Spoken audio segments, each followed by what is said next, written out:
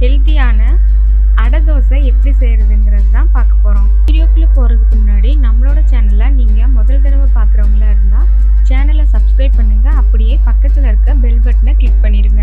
அப்போ தான் நான் போடுற ஒவ்வொரு வீடியோவும் உங்களுக்கு நோட்டிஃபிகேஷனில் வரும். வாங்க வீடியோக்குள்ளே போகலாம். இப்போ ஒரு பாத்திரத்தை எடுத்துகிட்டு அதில் 1/2 கப் அளவு தட்டைப்பயிறு, 1/2 கப் அளவுக்கு பச்சைப்பயிறு, 1/2 கப் அளவுக்கு துவரம்பருப்பு, 1/2 கப் அளவுக்கு சுண்டல், 1/2 கப் அளவுக்கு கடலைப்பருப்பு, 1/2 கப் அளவு உளுந்து, அரிசி மட்டும் 1 கப் அளவுக்கு எடுத்துக்கோங்க. இப்போ 1 ஸ்பூன் அளவு வெந்தயம் இதில் சேர்த்துடலாம். 10 வரமிளகாயை இதில் சேர்த்துடலாம்.